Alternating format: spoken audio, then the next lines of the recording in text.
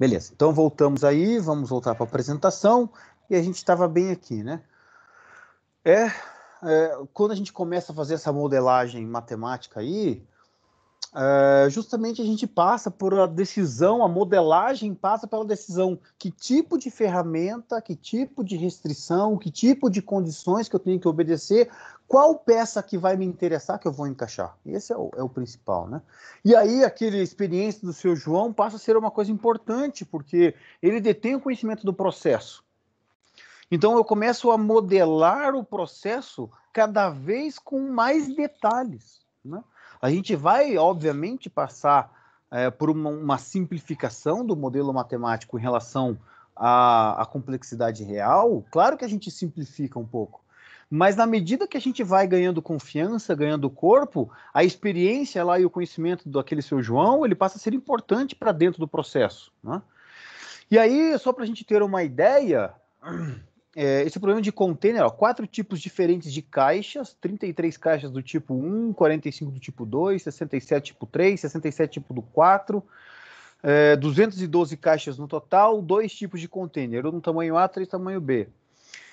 Bastante, né? São caixas grandes e tal, bastante com 3 containers, 3 caminhões.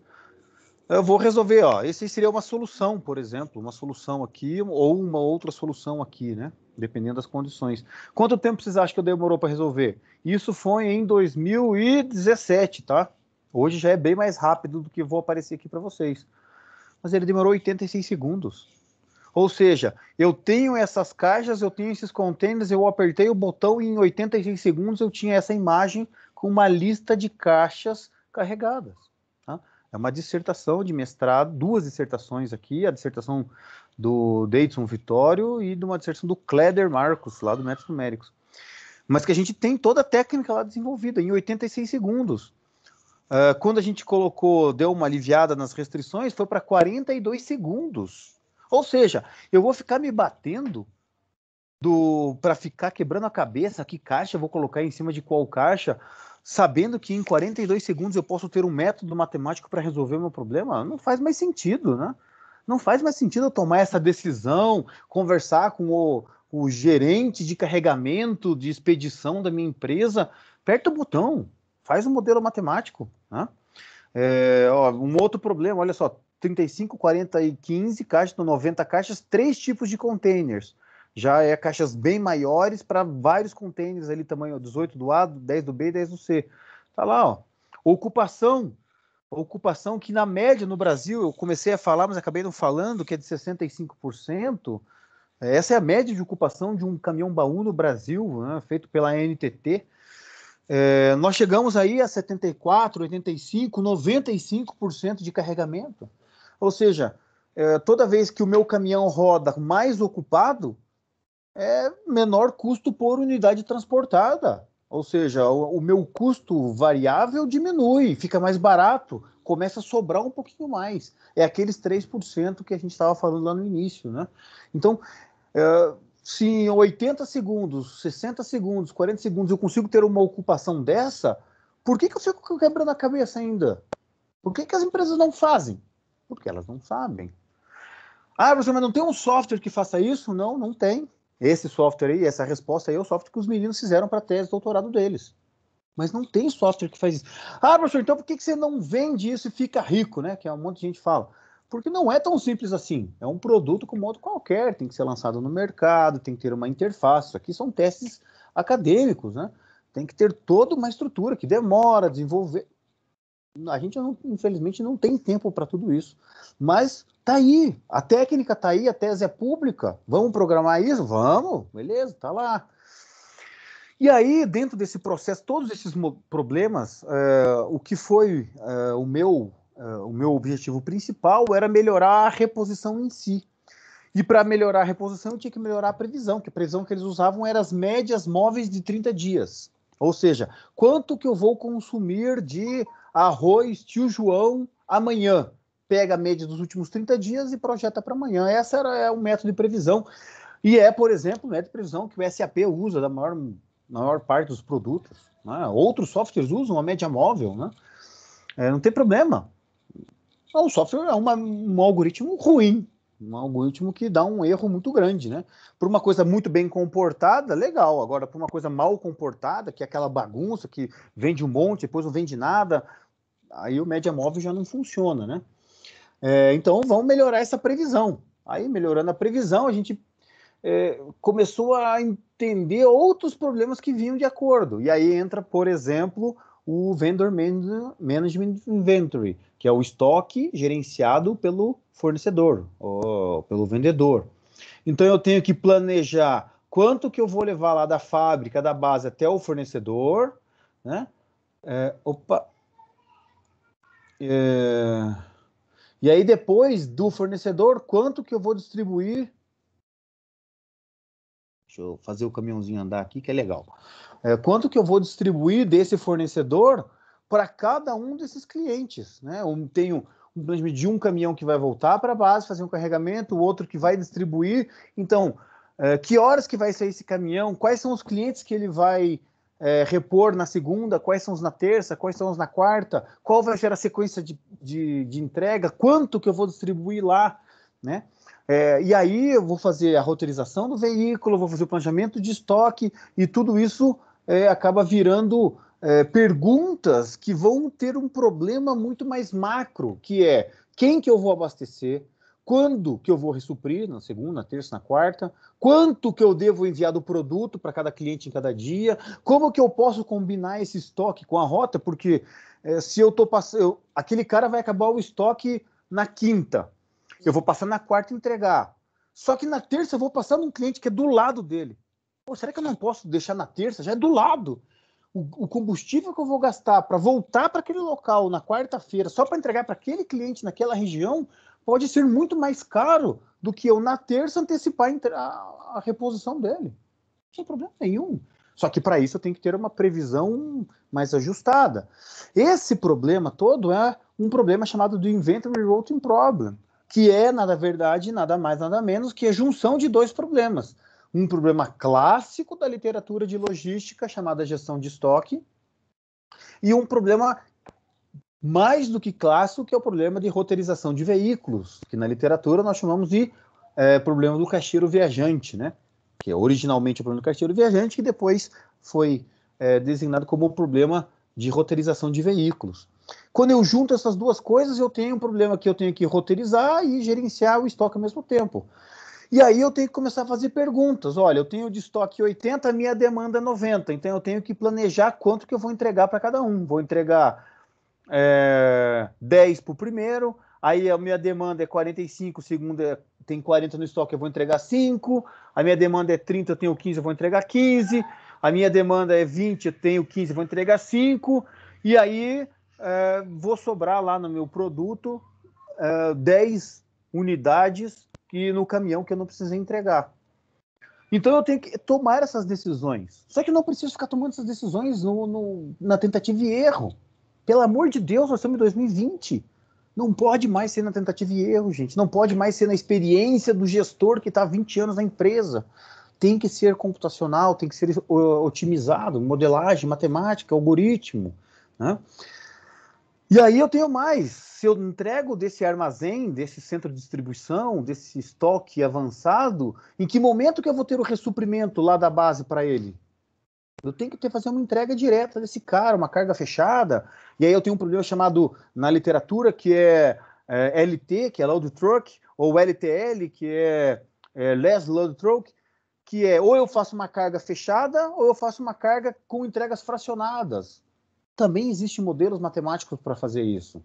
Vários modelos para várias situações. Tá? E aí vem uma pergunta ótima, óbvia, naturalmente. Quantos veículos são necessários para fazer isso? Eu vou ter frota própria ou terceirizado?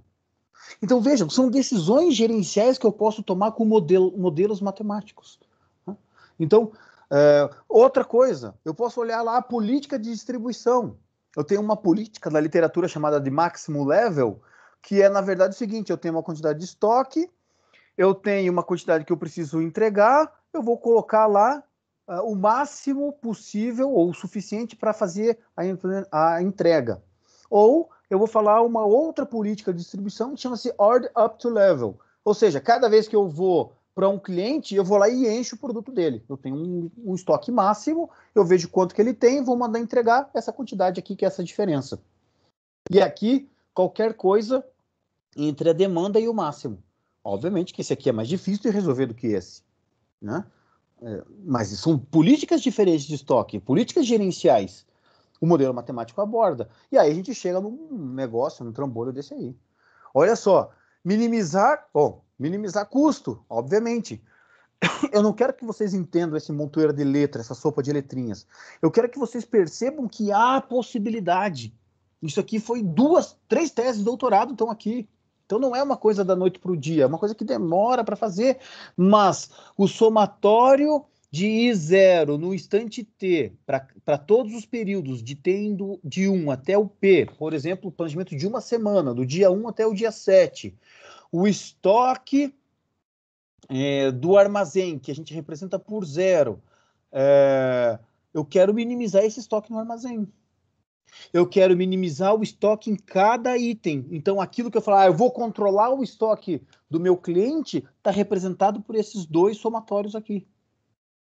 Tá? Se eu consigo fazer o laser point aqui. Isso aqui. Esse estoque aqui.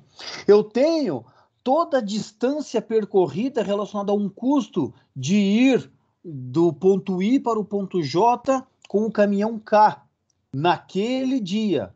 No dia 1, no dia 2, no dia 3, até no dia 7. E esse aqui é o custo de transporte de I para J. Então, aqui está representado todo o custo de transporte de deslocamento. Tá?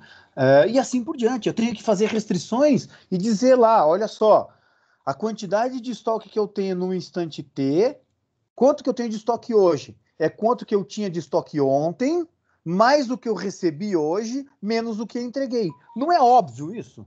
Quanto que eu tenho de estoque no final do dia? É quanto eu tinha ontem, mais do que eu recebi hoje, menos do que eu entreguei. Pô, é óbvio, claro que é isso. Só que eu tenho que ensinar o computador como que faz. Então, isso aqui é a modelagem matemática que a gente chama. Isso aqui é a modelagem matemática. A gente vai fazer exemplos simplificados, inclusive desse cara aqui. A gente está dizendo aqui, ó, nessa restrição, por exemplo, que tudo que eu entrego para o cliente I com o caminhão K naquele instante de tempo T tem que ser menor ou igual que o estoque que eu tenho disponível lá na minha base. Pô, claro, né? Como é que você vai... A soma de todo o estoque que eu vou... De toda a entrega que eu vou fazer vai ser maior do que eu tenho? Não tem como. Mas eu tenho que escrever isso. Por quê? Porque ele vai tomar decisão ao longo do tempo. Eu posso fazer o controle de estoque do fornecedor, depois o controle de estoque de cada cliente, depois aqui o sistema de reposição de estoque, que tem que ser alguma coisa aqui dentro. Eu tenho aqui controle de entrega.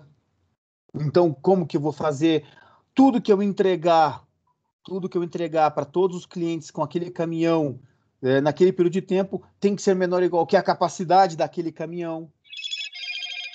Então eu tenho aqui como transformar tudo aquilo que vocês pensarem que são restrições em modelagem matemática. O nosso objetivo ao longo dessa disciplina é entender como é que a gente cria isso. Claro que a gente vai começar com uma variável, com um índice só. Depois a gente aumenta para 2. Depois a gente aumenta para 3. Então lá no finalzinho a gente vai começar a ter mais índices. Mas no começo, até a aula 10, é 1, 2, no máximo 3 índices. Mas vocês vão entender essa construção. E é isso que eu quero que vocês vejam hoje. Tá? Eu tenho como dimensionar minha frota. Que caminhão que eu vou usar? Qual que é o melhor caminhão? Para quê? Para minimizar aquela minha função objetivo lá. A gente já vai entender o que é função objetivo.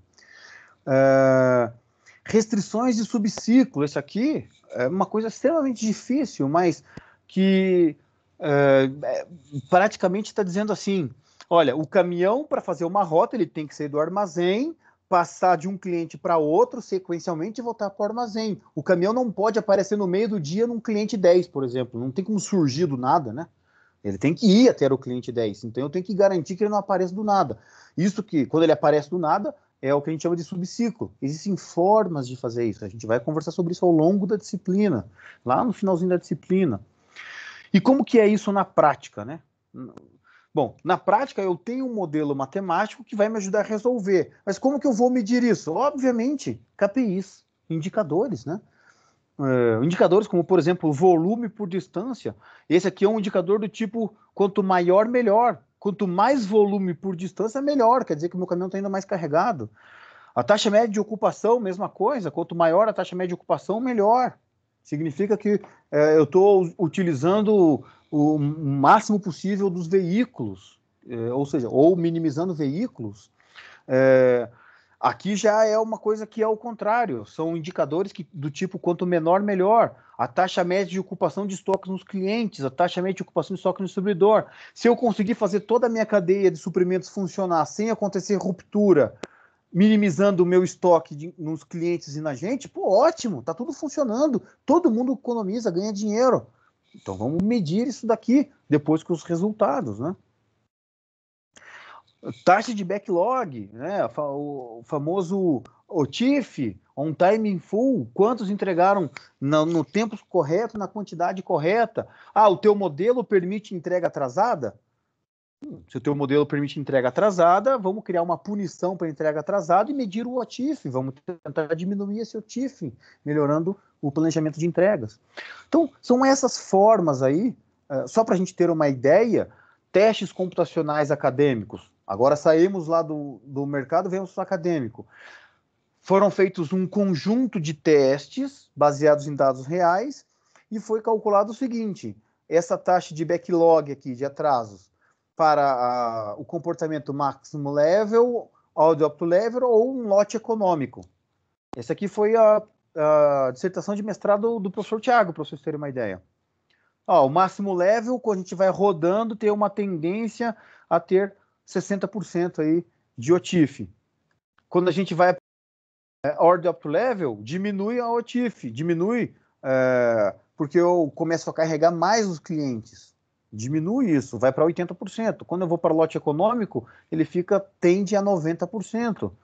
Pô, legal, saí de 60 para 80 para 90. Escolhi um modelo de reposição de estoque via modelo matemático, via teste computacional, que vai melhorar o meu indicador de performance da minha empresa. Então, via os testes acadêmicos, eu consigo fazer isso. E aí, obviamente, que tudo isso que eu acabei de apresentar foi a sequência da minha tese, que começou lá em 2007 até 2020, esse ano. Esses problemas que eu apresentei para vocês foram diversos estudos de mestrado, doutorado, de diversos alunos. Tudo isso são relacionados, são problemas parecidos, né? Mas voltando ao meu problema original lá, da reposição e da ruptura, qual foi o resultado que eu obtive? O que eu fiz, basicamente? Eu troquei o método de previsão das médias móveis por uma rede neurais artificiais, que chama-se RBF, redes neurais artificiais com funções de base radiais. Peguei a resposta dessa previsão e implementei um método híbrido entre ponto de pedido e reposição periódica, que para cada dia da semana calculava qual que é o nível de estoque, quanto que tem que repor, qual que é o estoque máximo, e fazia um negócio, ao invés de ser baixou de 15, repõe. Mas é sempre que eu tenho que fazer isso, não? Quando a venda está baixa, por que eu tenho que fazer com 15? Por que eu não posso fazer com 12? Então, calculava-se o estoque mínimo, o ponto de pedido e o estoque máximo conforme vai acontecendo a demanda do mês, né? Na primeira semana vende, no finalzinho da última semana, começo da primeira semana vende bastante, aí cai a venda, aí aumenta um pouquinho na terceira semana, que é a semana de vale, aí na última semana cai a demanda bastante. Aí de novo faz esse ciclo. Então esse ciclo tem que ser respeitado. Implementando essas metodologias, tal, qual foi o resultado? Não é a foto do Condor, né? Nem podia ser, né? Mas o resultado foi esse. Foi as prateleiras cheias, né? Então, lembrando, o Walmart dizia... o Walmart nunca deixou publicar nada que não seja oficial deles, tá? 6,5% de ruptura. O mercado, pelo estudo da ESPM, dizia que o mercado brasileiro tinha 8,5% de ruptura e o Condor 14%. Fomos implementar isso. Então, no primeiro mês, nós colocamos em uma loja, que foi agosto de 2007. No final da primeira loja, temos resultados 1,5% de ruptura. Ixi, tem alguma coisa errada, não é possível. Segundo mês, a gente colocou em mais 3 lojas. 1,5% de ruptura em média, entre 1% e 2%. Na terceiro mês, que foi outubro de 2007, o senhor Joanir Zonta, que é o dono da empresa, falou assim, pode botar o sistema em todas as lojas daqui para baixo. Mas mais nada, bota. E até hoje, toda a entrega centralizada do Condor está nessa faixa aqui, né? É um estudo de 1,5% de ruptura único no mundo. Tanto que daí saiu a minha tese de doutorado. Mas, para que eu conseguisse chegar nesse 1,5%, eu tive que passar, obviamente, por não a resolução dos problemas, pela compreensão de todos esses problemas, pela modelagem de tudo isso, pela descrição, pelos envolvimentos, o que está, o que não está em cima de tudo, né? Aqui, o que a gente falou ontem, só revendo, né, que tem que encarar esses problemas, tem que ter um espírito empreendedor, etc., que é o que vocês já estão fazendo aí, e aqui agora vai fazer mais sentido isso. Quando a gente fala em otimização, a gente acha que só modelos gigantes, né? E aí as empresas gigantes, as empresas pequenas falam, não, esse tipo de técnica matemática é só para empresa muito grande. E as empresas muito grandes falam assim, não, isso aí não funciona para empresa grande, o nosso problema é muito complexo. E sempre alguém tem desculpa para não usar. Por quê? Porque não sabe usar. Então, eu garanto para vocês, a otimização ele serve para qualquer tipo de empresa, pequena, grande, pública, privada, qualquer uma, tá? Então, professor, pode falar. Pelo menos nas experiências que eu tive, eu vejo que muito problema da ruptura ela acontece pelo fato de a empresa não conseguir vincular o estoque real com o estoque virtual. Eu não sei se no Condor tinha essa dificuldade também, de o estoque virtual não bater com o estoque real em loja. Cara, toda empresa que tem um controle de estoque computacional tem o que nós chamamos de ruptura virtual ou quebra de estoque. Cada empresa chama de um nome, né? Mas toda empresa tem isso. Não ache que a empresa que tenha um SAP da vida não tem. Claro que tem. Né? Porque produto quebra, ninguém avisa, existe roubo externo, existe falha da comunicação. Então, isso aí é normal acontecer. Mas aí, tipo, dentro da resolução, né, desse problema, isso entrava também, porque eu acho que pelo menos na empresa que eu estou atuando agora, tem muito problema de ruptura e a diferença entre o virtual e o real é uma dificuldade bem grande. Então, às vezes, você pegar o estoque virtual para um tipo de cálculo acaba não sendo a mesma coisa que no mundo real, entendeu? Entendi. Então, mas aí o que acontece? Dentro de qualquer coisa computacional e a otimização, a pesquisa operacional é algo computacional, a gente tem um ditado, né? Garbage in, garbage out. Se a tua informação de entrada é um lixo, a tua saída vai ser um lixo, não importa o que você faça no meio. Então, por isso que eu tentei mostrar, obviamente, que eu não atuei em todas essas áreas para poder chegar nessa ruptura baixa. Eu atuei naquilo que era essencial para aquele problema. Mas eu tive que compreender o todo. E aí, muitas vezes, a gente tem que preparar as coisas para que a coisa funcione. Né? Para que. Então, antes de eu sair fazendo um modelo de reposição, se eu não identificar as causas das falhas no estoque, não vai adiantar nada. Nem que eu tenha que fazer inventário todo dia. Todo dia. Mas vai ser muito caro. Ué, o que é mais caro? Fazer inventário todo dia ou ficar com uma ruptura no céu? Perder venda? Bota no papel. Se perder venda é mais barato, perca a venda, ué. Sem problema nenhum. Aí, veja, existe aquilo que a gente deseja fazer e aquilo que o dono da caneta deseja fazer. Se o dono da caneta falar, eu não quero investir em otimização porque a venda que eu perco, beleza, você vai fazer. Tem que lutar contra essa cultura. Então, a gente tem, obviamente, limitações operacionais para isso, principalmente na implementação. Eu quero resolver um problema de reposição de estoque na tua empresa, mas se eu tenho muita estoque virtual, muita ruptura virtual, muita diferença entre o físico e o computacional, beleza, então eu vou ter que, talvez, às vezes, fazer um primeiro projeto que é para identificar as causas dessa falha, por que o produto está saindo e não está dando baixa, por que o produto está entrando e está sendo dobrado. Aonde que está o furo? Aonde que está a falha? Em algum lugar está. O computador, ele aceita tudo aquilo que você informa. Então, se a informação do computador não está condizente com o físico, é porque lá no físico está acontecendo alguma coisa. Cabe um estudo operacional para isso, cabe um projeto para isso.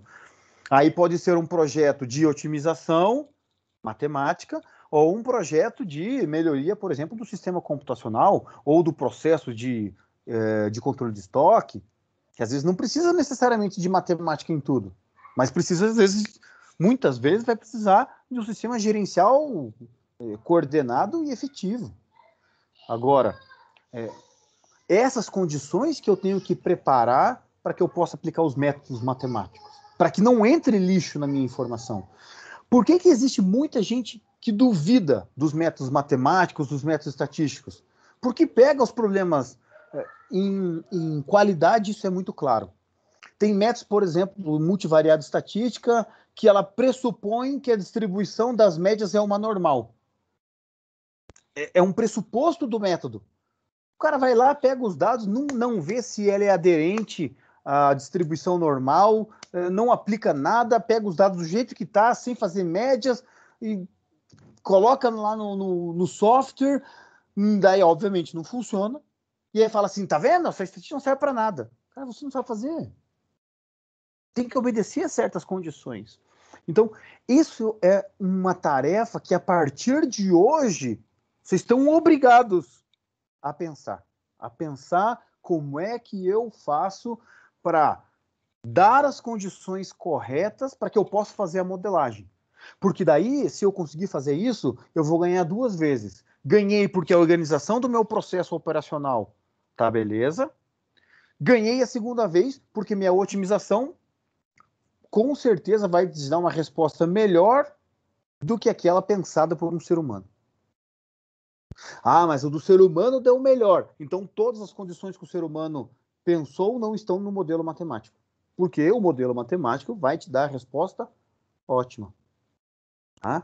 Então, a partir de agora, a gente tem que começar a desenvolver o sensor aranha.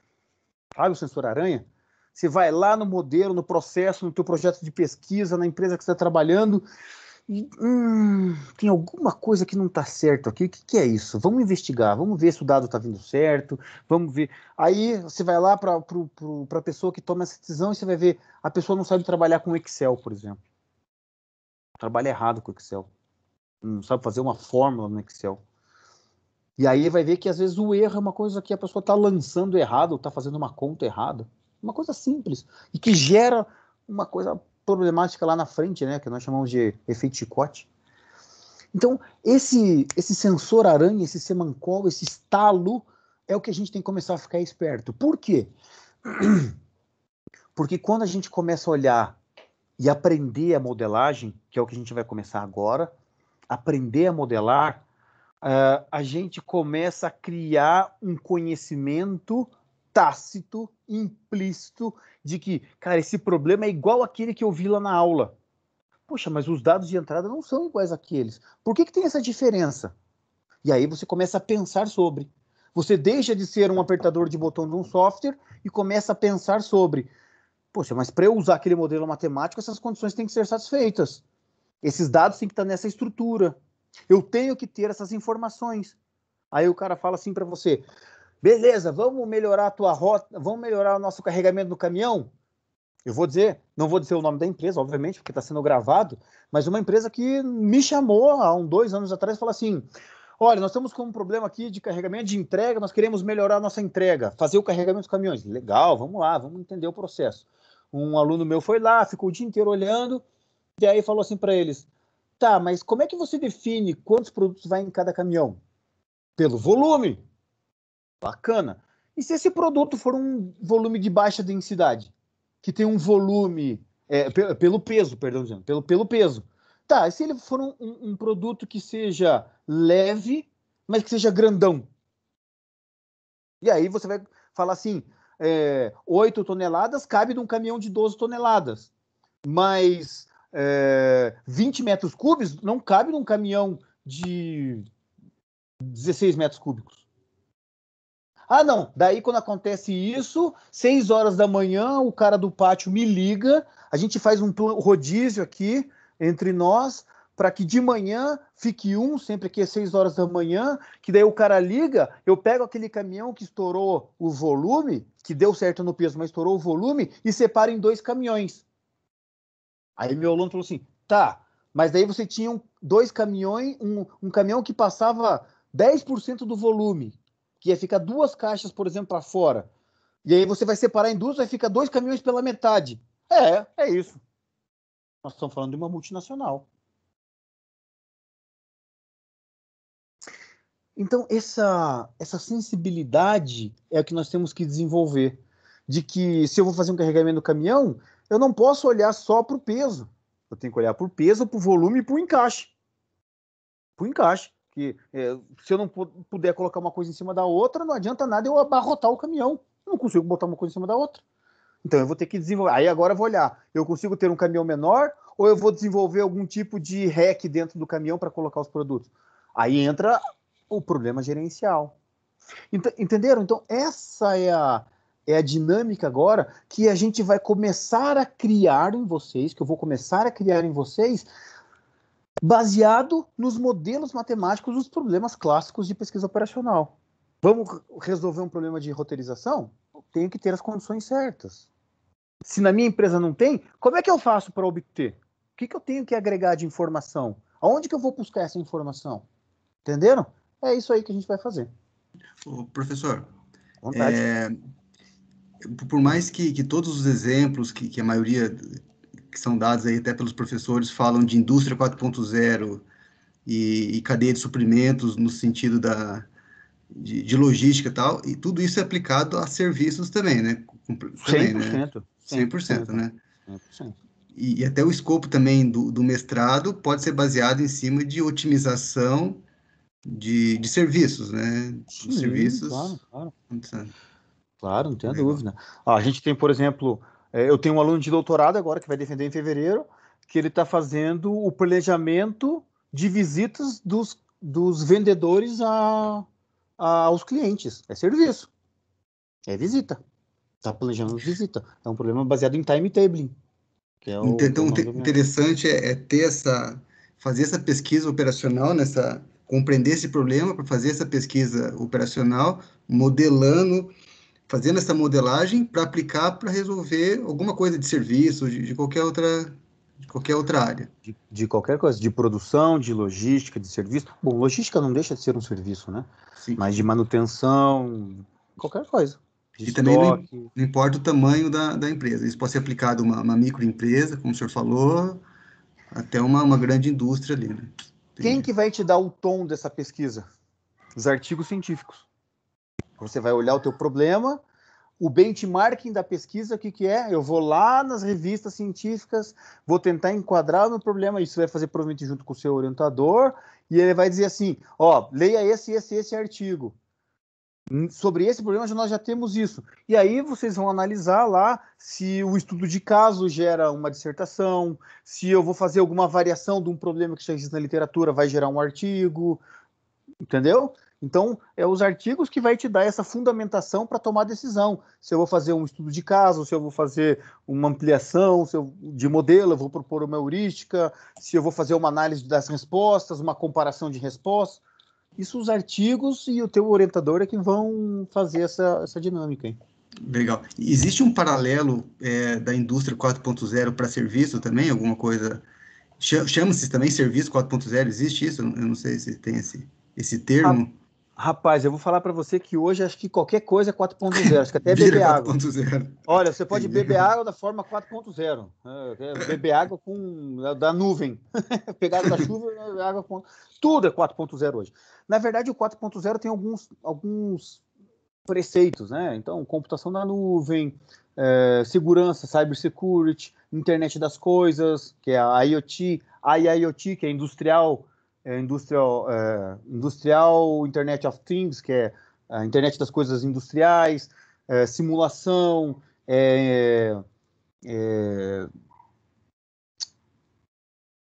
visão 3D, esqueci o nome, como que é o nome técnico para isso. Realidade virtual, realidade ampliada. Então, tem alguns pilares aí dentro do 4.0. E aí, obviamente, que já logo depois vai ter projetos 4.0, logística 4.0, supply chain 4.0, laboratório 4.0, inovação 4.0. Hoje a gente já tem gente falando em 5.0, que é a interação homem-máquina dentro dessa estrutura, homem-robô dentro dessa estrutura. Já estão falando em 5.0. Eu ainda estou... Eu acho que a gente tem que ter um pouquinho de calma, tá? Com esse 5.0. Mas já tem gente falando em conceito 5.0, que é a integração de tudo isso e mais a interface em homem e robô. Então, é bacana isso aí. É um negócio que também, por exemplo, pode ser estudos teóricos em cima disso, entendeu? Tudo é válido, desde que esteja a fundamentação teórica por trás, sem problema nenhum. E quando o professor fala que isso tudo é programável, né? Então, até o senhor citou a tese de doutorado ali. A linguagem não é importante nisso, né? O importante é a lógica do que está acontecendo, né? Aí eu vou te responder com outra pergunta, depende. Se você está resolvendo um estudo de caso, que a solução que você está fazendo, por exemplo, eu estou usando um software com pacote pronto, tipo MATLAB, Julia, R, tá? Não importa o tempo computacional, o que importa é a qualidade da resposta, não tem problema nenhum, pode ser qualquer uma das linguagens. Python, pode ser. Se a parte computacional importa, ou seja, o desempenho computacional é algo relevante para a minha pesquisa, então eu estou comparando os métodos e eu quero resolver esse cara aqui, estou resolvendo em 3 horas, eu implementei uma melhoria e eu quero resolver agora em 50 minutos. Esse tempo computacional, aí eu tenho que ir para uma linguagem um pouco melhor, que é C++, C Sharp, VB.NET, tá? Então, isso também vai depender do termômetro da tua pesquisa, né? Junto com a referência bibliográfica, junto com o que você quer fazer, junto com o seu orientador e junto, obviamente, com a linguagem de programação que você domina, né? No nosso programa, quem dá essa parte mais é o Gustavo, e ele dá C Sharp. É uma linguagem que a gente está adotando aí para a nossa área de operações. O C Sharp, o Pécora usa C++, mas também não tem problema C Sharp com ele. O Thiago também C Sharp ou C++. O Thiago já gosta de programar em Linux. Eu, Gustavo, o Pécora já em Windows. O Frega, por exemplo, já programa bastante coisa em R, mas ele também programa... Entendeu? Então, linguagem de programação, a melhor que tem é aquela que você sabe. É isso que importa. Então, depois sabe aprender uma... Sim, porque cada linguagem realmente tem a característica, né? Uma pode ser em umas condições, tem uma performance maior, outra roda melhor, por exemplo, na Amazon, outra no Azure. Tá joia. Entendi, professor. Muito obrigado. É isso. Tá? Para a gente não sair da aula hoje sem nenhum gostinho, vamos fazer um modelo aqui, né? O primeiro modelo aí de programação linear. E aí, na aula que vem, eu começo com a modelagem que a gente vai fazer com vocês. No final da aula eu mostro. Então, assim, ó, um exemplo, exemplo 1.1, tá? 1.1, tá? Exemplo básico de programação linear, que é a base de tudo. Na aula que vem eu vou dar toda a fundamentação teórica para isso, tá? Então, seja uma empresa que produz 4 produtos, produto A, produto B, C e D. A fabricação de cada unidade desses produtos exige mão de obra, matéria-prima e processamento mecânico, gerando um lucro, de acordo com a tabela abaixo. Então, vamos dar uma olhada lá, por exemplo, no produto A. O produto A, ele utiliza 8 homens-hora por unidade. Então, para cada unidade do produto A, eu utilizo 8 homens-hora, 5 quilos de matéria-prima, 12 horas máquina de processamento mecânico. Então, ao usar isso, 8 homens-hora, 5 quilos e 12 horas de máquina de processamento mecânico, eu vou gerar um produto A que vai me dar o lucro de R$3 por unidade produzida. Obviamente que eu tenho que fazer o máximo possível. Eu quero ter, e a pergunta dado que eu tenho a disponibilidade de 15 mil homens-hora, aqui é semanal, eu tenho 20 mil quilos de matéria-prima e eu tenho 40 mil homens horas máquina de processamento mecânico, como é que eu vou dividir essa quantidade de recursos que eu tenho de disponibilidade, de maneira a produzir esses itens, seja ele todos ou não, mas de forma a obter o máximo lucro possível. Determinar o plano de produção de forma a maximizar o lucro. Tá? Então, agora eu vou para o Paint. Deixa eu só arrumar aqui. Deixa eu deixar um pouquinho maior. A gente pega a informação. Aqui é o suficiente. Deixa eu só pegar aqui a minha mesa digitalizadora. Muito bem. Já resolveram ou não?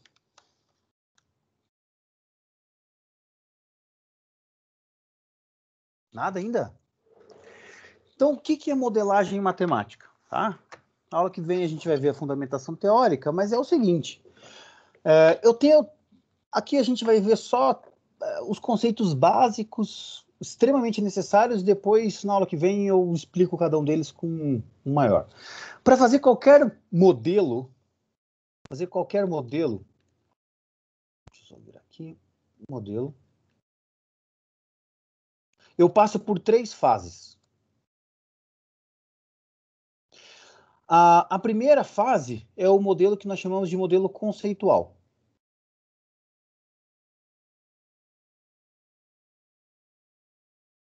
O modelo conceitual. O que é o modelo conceitual? Basicamente, o modelo conceitual é o enunciado do problema. Né? Mas é como a gente viu agora há pouco, o problema não vem assim, né? Seja uma empresa, tal. Se você fosse o gerente de produção dessa empresa aí, o dono ia falar? Fulano, vê lá aqui que a gente produz lá para a gente ganhar mais dinheiro. Ponto. Você que vai correr atrás dessas informações aí. Depois do modelo conceitual, nós passamos para a modelagem matemática, que é o que nós estamos fazendo agora, nesse momento. Matemática. Tá? E aí, por um processo de transcrição, a gente transcreve.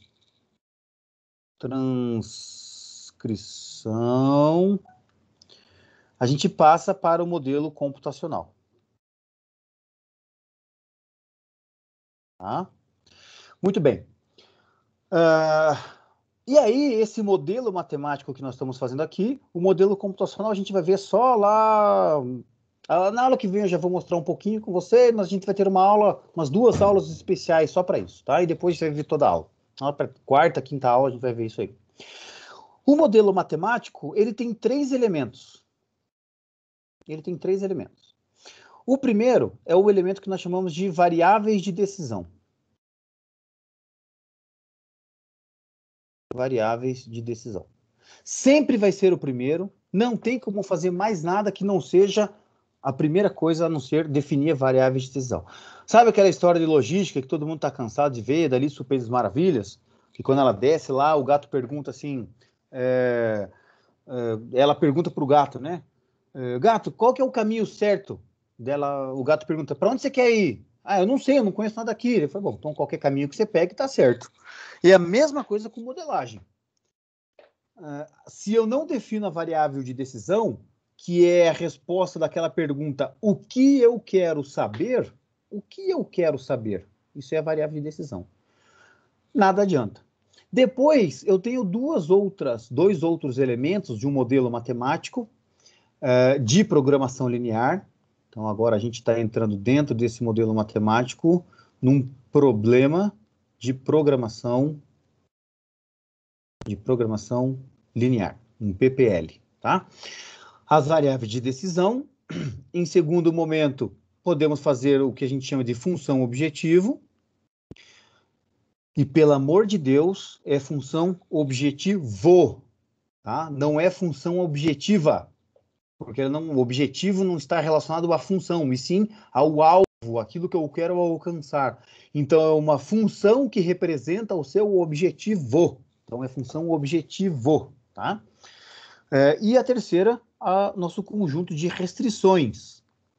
Então, se nós perguntamos aqui nas variáveis de decisão o que eu quero saber, na função objetivo, nas restrições a gente pergunta sobre quais condições que eu tenho que respeitar, e na função objetivo a gente pergunta para qual resultado que eu quero obter.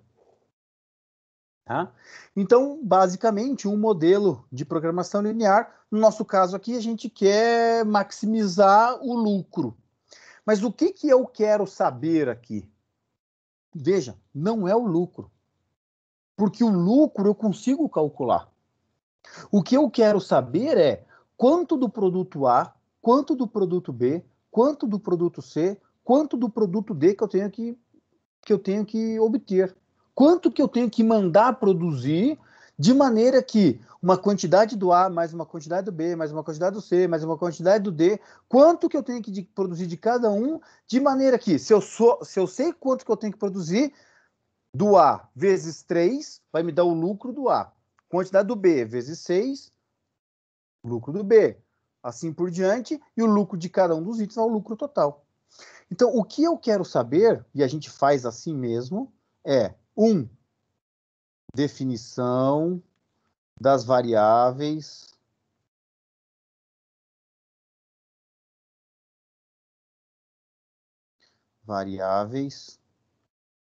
de decisão.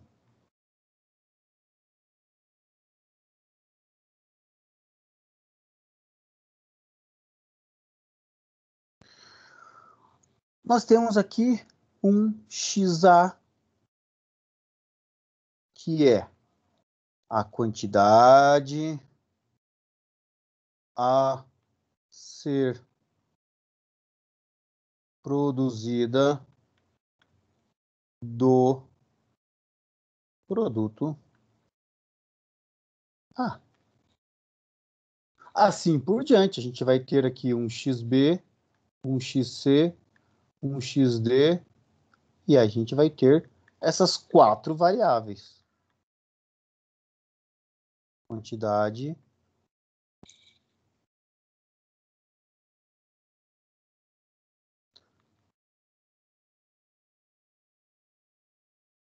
a ser produzida do produto. Agora aqui vem B, C e D. Isso é a definição das variáveis, tá? Isso aqui que eu acabei de escrever é a definição das variáveis. Então, isso aqui sempre tem que estar escrito em qualquer modelo de programação linear. Tem que estar escrito as definições, obrigatoriamente. Qualquer artigo, qualquer dissertação, qualquer tese, a primeira coisa que vocês vão ver é essa definição das variáveis. Faz parte disso, tá? Então, uma vez que a gente já sabe, eu vou colocar aqui para o lado. E agora vamos fazer nosso modelo. Já sabemos o que é variável. Então, se a gente olhar o seguinte aqui agora, qual que é o lucro que eu tenho com um produto A? Bom, se eu fizer um produto A, como eu tenho um lucro de 3, eu tenho um lucro de 3. Se eu tiver 2 produtos A, um lucro de 6. Se eu tiver 3 produtos A, um lucro de 9. Se eu tiver 1,5 produtos A, eu vou ter um lucro de 4,5. Então, 3 vezes XA representa o lucro em reais que eu vou obter ao produzir uma certa quantidade de A. Da mesma forma, eu faço para todo mundo. E a soma que eu tenho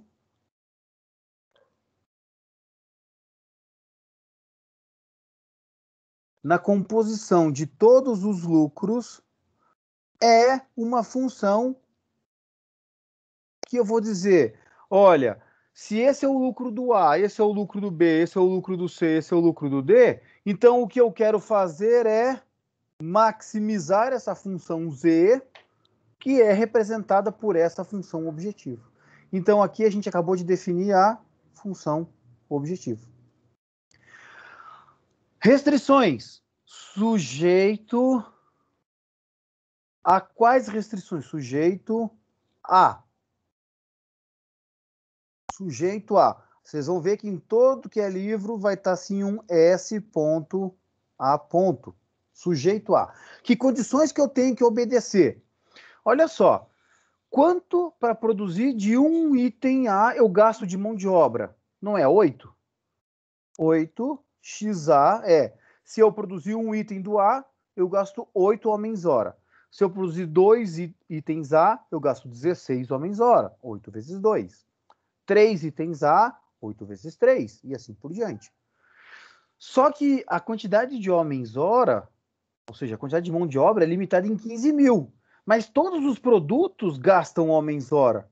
Então, 3 vezes a quantidade do produto B, mais 5 do produto C, mais 6 do produto D. Ou seja, o que esse 6xD representa? Quantidade de homens-hora utilizados na produção do produto D. Quantidade de homens-hora na produção do item C. E assim por diante para todo mundo. Toda essa soma não pode ultrapassar 15 mil. Opa! Menor ou igual que 15 mil, porque eu estou limitado a 15 mil. Se eu faço a mesma coisa para os outros, 5xa mais 7xb mais 4xd mais xc mais 5xd menor ou igual a 20 mil. O que eu estou representando aqui? Uma restrição referente à matéria-prima. Porque cada item do A gasta 5 kg de matéria-prima, 2 unidades do A gastam 10 e assim por diante. 1 do B gasta 7, 2 do B gasta 14, a soma de todos os gastos não pode passar de 20 mil. E assim por diante até o último, que é a hora de processamento mecânico. 12xa mais 6xb mais 5xc mais 7xd tem que ser menor ou igual que 40 mil. Tem uma restrição que ela vai em todos os modelos de programação linear e que nunca é dita. Eu posso produzir menos 10 produtos? Não faz sentido, né? Não faz sentido eu produzir menos 10 produtos.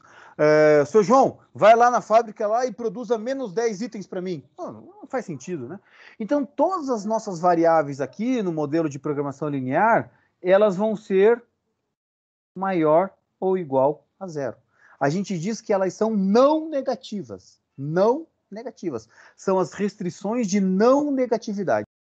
Então, xa é maior ou igual a zero, xb é maior ou igual a zero, xc é maior ou igual a zero, xd é maior ou igual a zero. E aqui está o nosso primeiro modelo de programação linear, gente. Aí. Saímos hoje aqui, pelo menos, com um modelinho matemático feito. Olha só, um itemzinho, um índicezinho aqui, não tem número, ó, não é x, i, j, k. Tá. Olha lá, xa, xb. Tem o meu lucro aqui. Legal, hein, professor? E qual que é a resposta? Cenas dos próximos capítulos, né, gente? Eu não posso contar toda a história na primeira aula também, né? Esse é o nosso primeiro modelo de programação linear. Parabéns, quem nunca tinha visto isso acabou de perder a virgindade matemática aí. Acabou de fazer teu primeiro modelo de programação linear. Tá? Difícil não? Pelos aqueles slides para chegar aqui agora, não parece tão difícil, né? E não é, gente, não é. Existe só um processo que tem que ser desenvolvido, uma habilidade que passa por aqueles 150 exercícios. Professor, é disso que você estava falando? É disso. Se vocês fizerem 150 desses caras aí, obviamente, que aumentando o grau de dificuldade com o passar do tempo, garanto para vocês que você sai da disciplina tinindo, bom pra caramba, todo mundo, tá? No começo, gente, não vale ficar tentando fazer sozinho. Não vai, é difícil, demora. Ó, eu fiz aqui em 10 minutos esse modelo. Se você fosse fazer sozinho, sem olhar nada, você ia gastar 3 horas para ver se talvez ainda não ia ficar certo.